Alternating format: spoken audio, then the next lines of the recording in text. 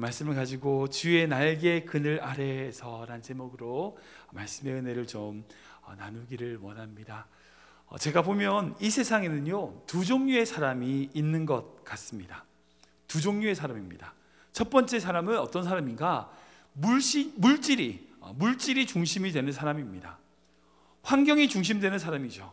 집이 어떻고, 자신의 통장의 잔고가 어떻고, 자신이 타는 차가 어떻고, 그러니까 이런 물질과 환경에 의하여 자기의 마음과 믿음이 좌우되는 사람, 이런 사람들이 있습니다.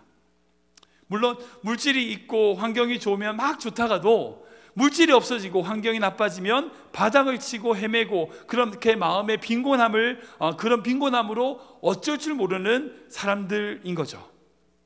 근데 두 번째 사람이 있습니다. 그건 어떤 사람인가? 믿음이 중심되는 사람입니다. 신앙의 가치가 중심이 되는 사람입니다. 이런 사람은요, 환경에 따라서 움직이는 것이 아니라, 그렇게 흔들리는 것이 아니라 하나님만을 바라보는 부류입니다.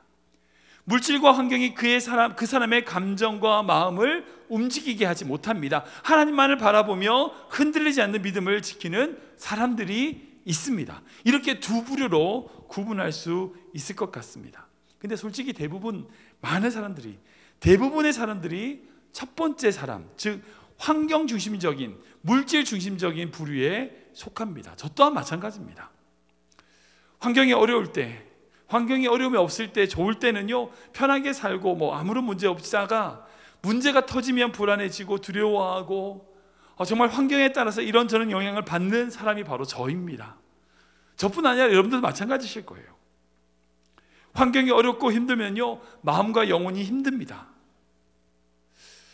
그렇다고 해서 모든 사람이 다 첫 번째 부류다 라고 단정 짓거나 스스로를 나는 무조건 첫 번째 사람이다 라고 스스로 어쩔 수 없다라고 정해버리면 안 됩니다. 비록 물질에 의하여, 그런 환경에 의하여 흔들리는 것은 사실이지만 우리에게 또 다른 믿음이 있기 때문입니다. 영혼을 바라보는 믿음이 있기 때문입니다.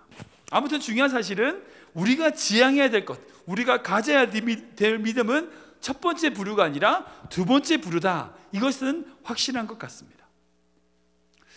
방금 이제 시편 57편 말씀을 읽었는데, 제가 제일 좋아하는 시편 중에 한 시편입니다. 정말 다윗의 믿음이 잘 드러난 그런 시편이다라고 할 수 있어요.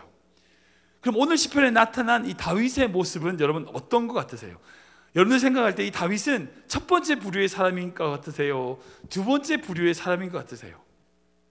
다윗이 정말 물질적인, 좀 환경에 중심되는 사람인 것 같아 보이십니까? 아니면 믿음이 중심적인 사람인 것 같으십니까? 여러분들 생각 어떠세요? 정답은 없겠지만 제가 생각할 때 다윗은 첫 번째 부류의 사람입니다. 다윗도 역시 제가 두 번째라고 말씀하실 줄 알았죠? 아닙니다. 저 또한 저는 생각할 때 그 역시 첫 번째 부류의 사람이었습니다. 근데 중요한 건 다윗은 그 첫 번째에 머물러 있지 않으려고 했던 사람이란 거예요. 그러니까 첫 번째 부류의 사람이긴 한데 그 첫 번째에 머물러 있지 않으려고 하는 사람이었어요. 그 증거가 바로 오늘 시편입니다. 그 증거가 바로 오늘 시편이에요. 여러분들 시편 57편에 이제 시편의 제일 꼭대기에 제목이 있거든요. 그 제목을 보면 이렇게 적혀 있어요. 다윗의 믹잠시 영장으로 아스다헷에 맞춘 노래. 다윗이 아둘람 굴에, 사울왕을 피해서 아둘람 굴에 있을 때에 라고 적혀 있습니다.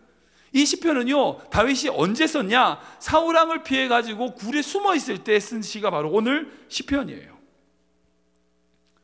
역사적으로 보면 목동 다윗을 하나님이 부르시죠. 그게 추정하기를 이제 역사학자들이 BC 1025년경으로 예상하고 있습니다. 아무튼 그때 하나님께서 다윗을 부르십니다. 사무엘을 통하여 기름을 부으시죠.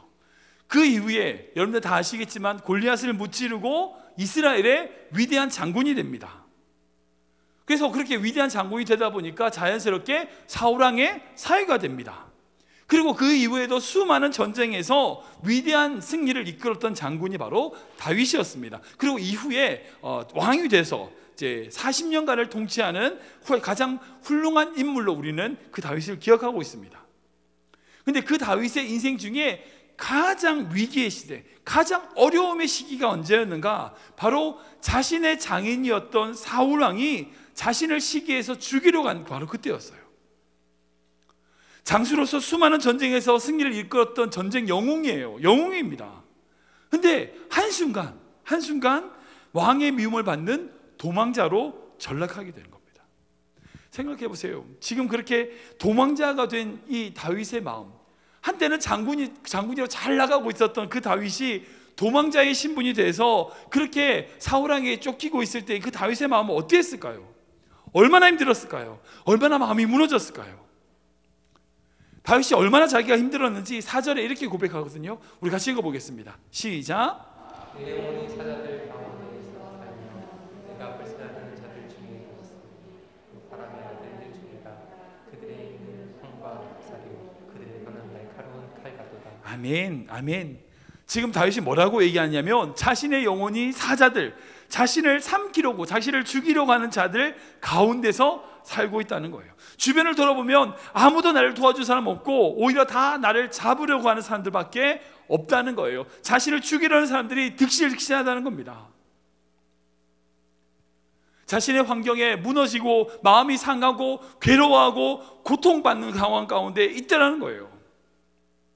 그러나 그럼에도 불구하고 그런 어려운 환경에서도 다윗은 지금 시편에서 자신의 마음을 어떻게 하냐면 붙들고 확정하며 하나님만을 노래하고 찬양하겠다고 얘기합니다. 7절이 바로 그 고백이거든요. 같이 읽겠습니다. 시작.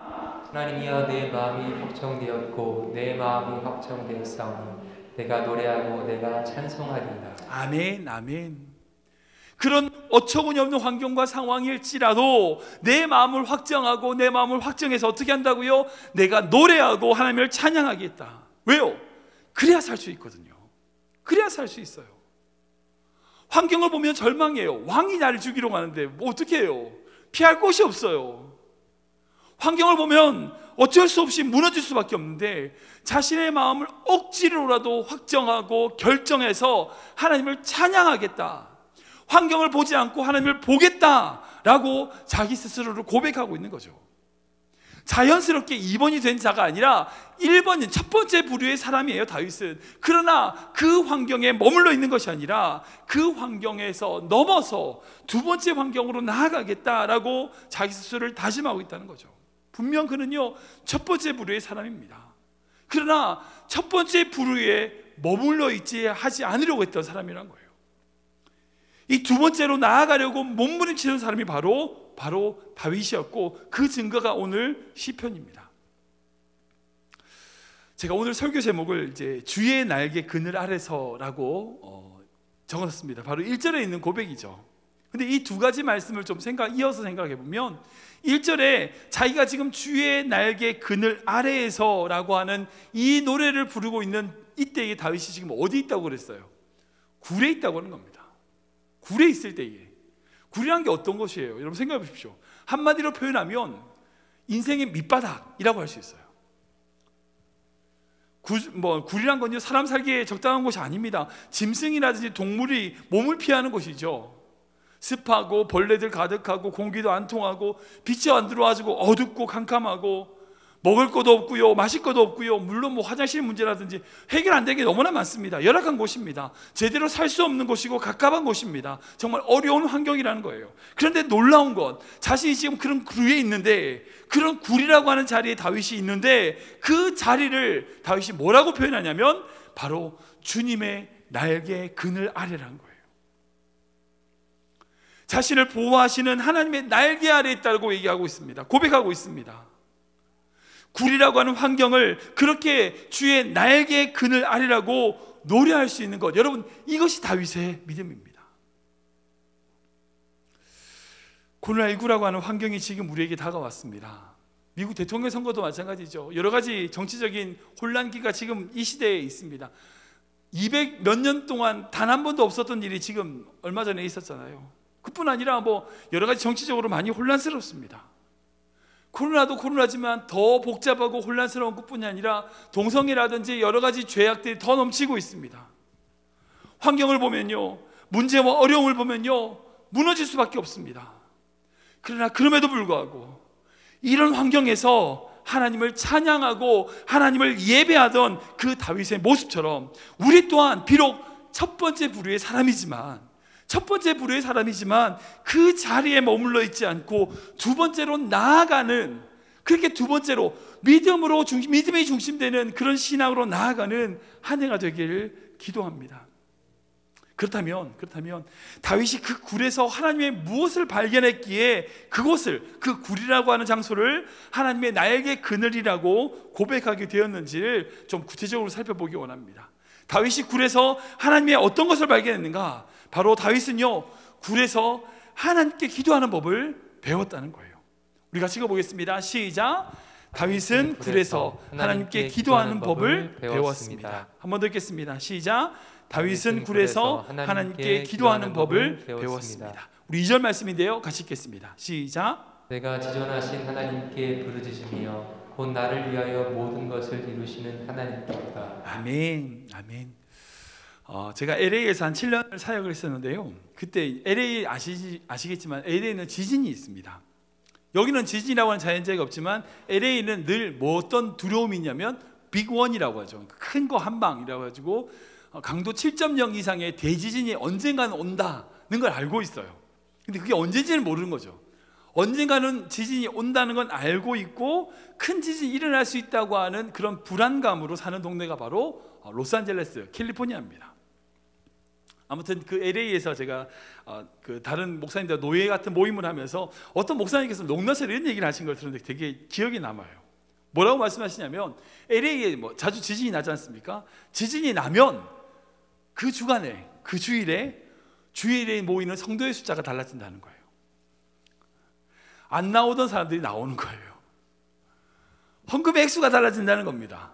무엇보다 새벽 기도에 참여하는 숫자가 달라지고 새벽 기도에 끝날 때의 성도들의 기도의 소리가 달라진다는 거예요. 근데 참 재밌는 거는 시간이 지나가지고 좀 무뎌지면은 몇 주, 몇 달 지나고 나면 원상복귀 된다는 거예요. 그래서 그 목사님이 뭐라고 그러시냐면 하나님께서 좀 크게 흔드는 거 말고 살짝 몇 번씩 흔들어주면 좋겠다고. 우리가 그렇게 흔들리면 이제 신앙생활 참 잘할 것 같다고 이제 그런 농담처럼 하셨던 말씀을 제가 들었던 기억이 있습니다. 1970년대에 한국 교회가 불같이 일어났을 때를 생각해 보세요. 그때 한국이 어땠습니까? 경제적으로 어렵고요, 힘들고요, 고통 가운데 있을 때에 수많은 성도들이 성전에 나와 무릎을 꿇고 기도했습니다. 98년 IMF 때는 어떤지 아세요? 마찬가지입니다. 수많은 성도들이 교회에 몰려와서 예배를 드리고 하나님께 간절히 기도했습니다. 그런데 그런 어려운 때가 지나고 지금 한국 교회는요, 많은 것을 누리고 정말 많은 것을 가지고 있지만 예배와 기도의 열심이 너무나 약해져 있는 모습, 그렇게 약해져 있는 이민교회의 모습을 보게 됩니다. 그래서 결국은요, 사람은 모두 동굴 속에 들어가 봐야 간절한 기도를 배울 수 있어요. 그곳에서 배울 수 있는 겁니다. 평탄한 위치, 따뜻한 잠자리, 왕궁강 같은 곳에서는요, 기도를 배울 수 없어요. 굴에 들어갔을 때에 우리가 기도를 배울 수 있게 된다는 겁니다. 그렇기 때문에 하나님은요, 가끔씩 정말 때때로 우리를 동굴 속에 집어넣으실 때가 있어요. 그리고 그곳에서 기도하는 법을 배우게 하시는 거죠. 지금 다윗은 굴에 있으면서 다른 어떤 것이 아닌 주님의 인자와 주님의 그 사랑과 은혜만을 노래하며 찬양하고 기도하고 있다는 거예요. 그만큼 다윗은 간절한 겁니다. 그리고 그곳에서 무엇을 배웠냐? 다윗이 평생 하나님의 뜻 가운데 살아갈 수 있는 기도를 배웠어요. 기도를. 혹시 사랑하는 성도 여러분 삶 가운데 다윗이 굴에 들어갔던 것처럼 곤란한 환경과 어려움, 근심하고 걱정하며 두려워하는 입장, 그런 문제가 여러분들에게 있다면 지금 여러분들이 기도하는 법을 배우셔야 됩니다. 이때야말로 하나님께 더 가까워질 수 있는 기회가 되는 겁니다. 더 간절히 기도하는 기회인 줄 알고 다윗처럼 하나님께 자신의 마음을 내어놓고 모든 것을 이루시는 하나님께 기도함으로 나아가는 귀한 성도 되시길 주님을 축원합니다. 지금 우리가 기도할 때예요. 미국의 모든 상황들을 볼 때도 지금 우리가 기도할 때입니다. 코로나19의 모든 상황, 전 세계 상황을 볼 때도요, 지금 우리가 기도할 때입니다. 지금 기도 안 하면 언제 기도하겠어요? 여러분, 지금 우리가 온 인류가 굴에 들어가 있는 상태입니다. 기도해야 됩니다. 기도를 배워야 된답니다. 두 번째는요, 다윗은 무엇을 배웠는가? 굴에서 하나님의 인자와 영광을 보았다는 겁니다. 우리가 읽어볼까요? 시작. 다윗은 굴에서 하나님의 인자와 영광을 보았습니다. 한번 더 읽겠습니다. 시작.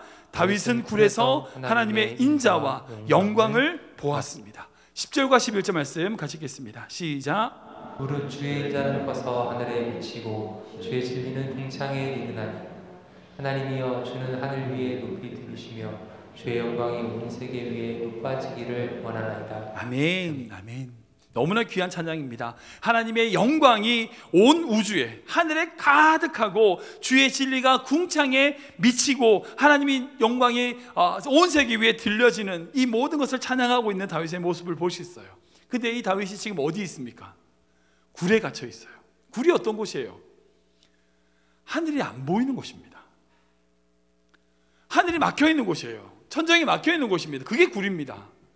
하늘이 막혀 있는 그 자리에서 아무 하늘이 보이지 않는 바로 그 자리에서 다윗은 지금 무엇을 보고 있는가?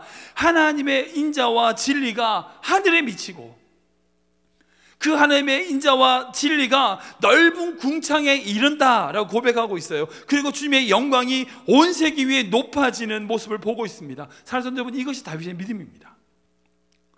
지금 내 눈에 보기에는 사방이 막혀있는 굴 속이지만 그 좁고 좁은 굴에 갇혀있는 것이 아니라 내가 지금 비록 여기에 갇혀있다 할지라도 믿음으로 더 넓은 하늘을 보고 있는 겁니다. 많은 성도들이 그래요. 환경에 함몰되면요, 뭘 봐요? 아무것도 못 봐요. 아무것도 보지 못합니다. 길이 보이는데, 다른 사람은 길을 보는데 본인은 길을 못 찾아요. 그러나 믿음으로 나아가면 하나님의 인도하심과 영광을 바라보면요, 비록 우리의 육신은 굴에 갇혀있다 할지라도 하늘을 바라보는 인생이 될 수 있다는 거예요. 이와 유사한 고백이 또 하나 더 있습니다. 그 누가 했냐면 바로 바울입니다. 골로새서 말씀인데요, 우리 같이 읽어보겠습니다. 시작. 보이지 아니하는 하나님을 상시오 모든 피조물보다 먼저 하신 이시니 만물이 그에게로 창조되되 하늘과 땅에서 보이는 것들과 보이지 않는 것들과 혹은 왕권들이나 주권들이나 통치자들이나 권세들이나 만물이 다 그로 말미암고 그를 위하여 창조되었고 또한 그가 만물보다 먼저 계시고 만물이 그 안에 함께 섰느니라. 아멘. 지금 사도 바울은 그 골로새서를 시작하면서 찬양으로 고백하고 있습니다. 어떤 거냐? 바로 온 우주를 창조하신 창조주 하나님이 바로 우리 주 예수 그리스도시라는 거예요. 하나님께서 이 온 우주의 왕권들, 주권자들, 통치자들, 권세들 모든 만물이 바로 우리 주 예수 그리스도로부터 나왔다고, 그렇게 창조되었다고 고백하고 있어요. 근데 그 만물보다 먼저 계신 그 주님을 찬양하고 있는 바울이 지금 어디 있는지 아십니까? 감옥에 있어요. 감옥에 갇혀 있습니다. 굴하고 감옥은 거의 비슷하잖아요. 사방이 막혔으니까 거의 비슷합니다. 바울은요, 지금 감옥에서 세상의 권력에 잡혀 있어요. 세상의 권력에 잡혀 있습니다. 못 나가게 막고 있어요. 그래서 어떻게 꼼짝도 따상 못하고 그 감옥 안에 있는 겁니다.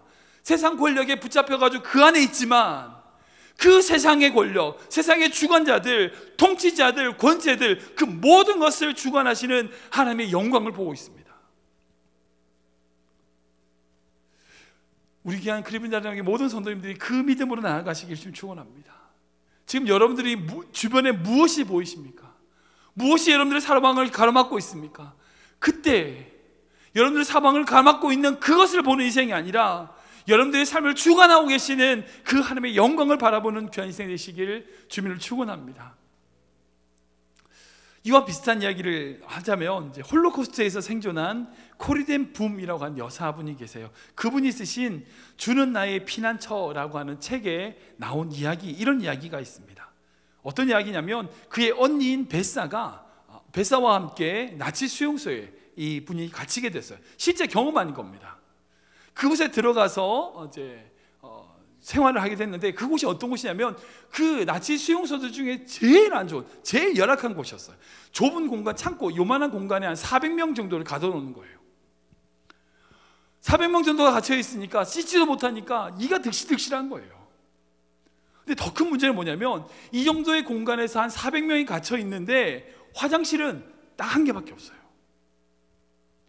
처음에는 막 순서대로 저로 돌아가면서 화장실을 쓰게 되는데 나중에는 줄이 길니까 참을 수 없는, 그 분뇨에 참을 수 없는 그것 때문에 구석진 곳에서 분뇨를 하기 시작합니다. 어쩔 수 없잖아요. 화장실이 없는데. 그러니까 그 좁은 공간에, 창문도 제대로 없는 그 공간에 그 사람의 인분 냄새로 가득 찬 거예요. 그러니까 그 분뇨 때문에 바퀴벌레하고 쥐들이 들어온 거예요. 그런 곳에 갇혔어요. 아무튼 정말 최악의 상황이었어요. 최악의 그런 곳에 갇히게 된 거예요. 근데 그때 자신의 언니가 자기에게 하나님의 말씀을 읽자라고 얘기하면서 데살로니가전서 아시죠? 항상 기뻐하라 하시지만 그 말씀을 가지고 말씀을 나누면서 그 언니가 뭐라고 그러냐면 하나님이 우리에게 이런 환경을 주신 것에 대하여 감사하자고 그러는 거예요. 어떻게 감사해요? 어떻게 감사할 수 있습니까? 언니의 고집에 못 이겨가지고 어쩔 수 없이 억지로라도 감사를 기도를 드렸어요. 근데 참 감사한 건, 참 희한한 건 뭐냐면 몇 달이 지났는데 이상한 건 그 언니와 그곳에 있는 사람들이 성경 공부를 하고 기도를 하는데 간수들이 간섭하지 않는 거예요. 아무런 터치를 하지 않는 거예요. 그래서 자연스럽게 그곳에 있는 사람들끼리 기도하는 모임이 자연스럽게 생기고 그곳에서 자연스럽게 말씀이 나눠지는 모임이 가지게 된 거예요. 근데 왜 그렇게 됐냐? 그곳이 너무 열악하니까 간수들이 거기 가기 싫은 거예요. 안 온 거죠. 열악한 환경에 있다 보니까 오히려 그 환경 속에서 하나님을 예배하고 찬양할 수 있는 곳이 됐어요. 그리고 그곳에 있다 보니까 그 홀로코스트에서 살아날 수 있었다는 거예요. 간수들이 깨끗한 곳에 있는 사람들 자꾸 데려다가 죽이는데 여기는 너무나 더러우니까 안 들어온 거예요. 자기 손에 더러운 걸 묻히기 싫으니까. 그렇게 자기가 살아났다는 고백하는 거예요. 물론 이런 극단적인 내용이 아니더라도요, 우리 인생에 있어서 굴과 같은 환경이 주어질 때가 있습니다. 근데 그때가 어찌 보면 그때가 하나님과 가장 가까워질 수 있는 귀한 시간이라는 거예요. 그리고 그때가 정말 내 마음은 힘들고 어렵지만 바로 하나님의 영광을 볼 수 있는 때라는 것이에요. 환경 보지 마시기 바랍니다. 사방이 막혀있다 할지라도 높고 높이 계신 하나님의 그 영광을 바라보는 귀한 믿음의 성도님 되시길 주님의 이름으로 축원합니다. 말씀을 정리하면요, 새해 들어서 우리는 계속해서 시편의 고백들로 말씀을 좀 나누고 있어요. 시편은 하나님의 우리에게 놀라운 어떤 기적, 어떤 그런 역사적인 사실을 기반하고 있는 역사서라든지 예언서, 선지서가 아닙니다. 실제 사건을 나타내는 그런 이야기를 보여주지 않습니다. 이 시편은 뭐냐면 그 역사적인 사건에 대한 그것을 경험하고 있는 사람의 고백입니다. 우리 삶도 마찬가지죠. 우리의 인생을 결정짓는 건요, 환경이 아니에요. 어떤 환경이 주어지기 때문에 우리가 어떻게 된다, 그거 아니에요. 그 환경을 내가 어떻게 바라보느냐가 그 인생을 결정해요. 그러니까 인생은 해석이다라고 이찬수 목사님이 얘기하셨는데 정말 맞아요. 인생은요, 환경의 문제가 아니라 해석의 문제예요. 이건 확실합니다. 예를 들어 그런 거예요. 아무리 좋은 환경이 있다 할지라도요, 불평할 사람이 있어 없어요? 있어요. 네. 아무리 좋은 환경이지라도요, 그 속에서 불평할 거리 찾아서 불평하고 자기 인생을 엉망으로 만드는 인생이 있는가 하면 어떤 사람은 열악한 환경에 불구하고 그 속에서 감사를 나타내는 인생이 있다는 거예요. 시편은 그 환경을 우리에게 말씀해 주시는 것이 아니라 그 환경에서 그 시편의 저자가 하나님을 어떻게 고백하는가를 우리에게 보여주는 거예요. 2021년 여러분들에게 새로운 환경이 주어졌습니다. 여러분들 어떻게 하나님을 고백하시겠습니까? 어떤 환경과 상황이 있다 할지라도 그 환경 속에서 여러분들 하나님을 어떻게 고백하시겠습니까? 우리 말씀처럼 예배를 우리의 인생 가운데 멈춰서는 안 됩니다. 하나님을 찬양하는 것, 하나님을 나아가는 것을 우리가 결코 멈춰서는 안 됩니다. 어떤 환경일지라도요, 주님만을 바라보며 예배할 때 그분이 우리 삶의 반석입니다 라고 고백하며 나아갈 때 우리 인생에 하나님의 놀라운 은혜와 놀라운 역사가 있을 줄 믿으시기 바랍니다. 우리 이 찬양 좀 드려볼까요? 오직 주만이 나의 반석, 나의 구원, 나의 힘과 능력이십니다. 우리 주보에 나와 있는 그 찬양인데요, 다 하신 찬양이니까 함께 고백하며 나아가기 바랍니다.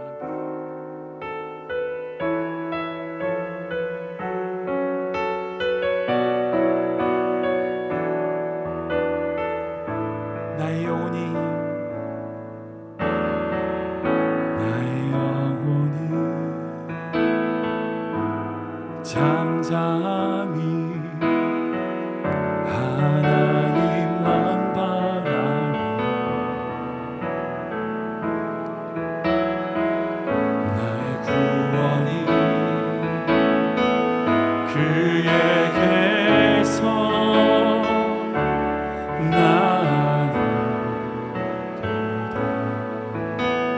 나의 영혼아, 나의 영혼아, 잠잠히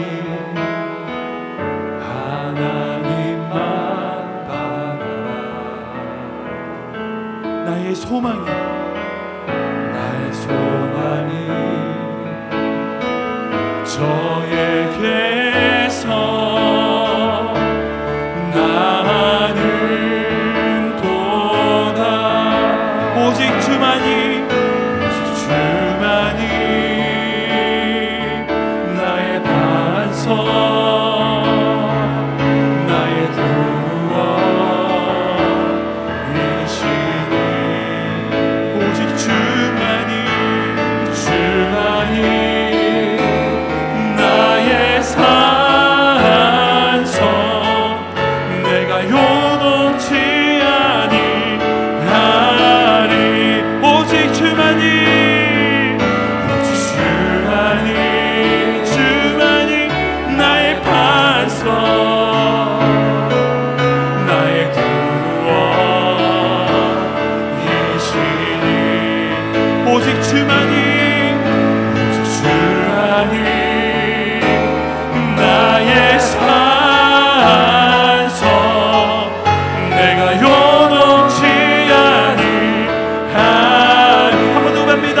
오직 주만이, 오직 주만이 나의 반석, 나의 구원이시니. 아멘. 오직 주만이 나의 산성, 내가 요동치 아니하리. 시험을 기도하기 원합니다. 기도하실 때에 비록 어떤 환경일지라도 주님이 우리의 반석이심을 노래하게 하여 주시옵소서. 찬양하게 하여 주시옵소서. 예배하게 하여 주시옵소서. 그리고 우리의 모든 문제를 주님께 온전히 올려드리며 기도함으로 나아가게 하여 주시옵소서. 그러므로 말미암아 환경에 함몰되지 않고 그 환경을 뛰어넘어 주의 영광을 바라보게 하여 주시옵소서. 우리 함께 전심으로 기도하며 나아갑니다. 주님 감사합니다. 우리 생 가운데 가신 주의 놀라운 삶을 찬양합니다. 이 다윗이 고백했던 이 찬양의 고백처럼 하나님, 우리 또한 이 믿음의 고백으로 나아가기를 소원합니다. 환경에 함몰된 인생이 아니라 주의 영광을 바라보며 나아갈 수 있도록, 오직 주의 영광을 바라보고 나아가는 우리 가슴의 삶을 수 있도록 주님께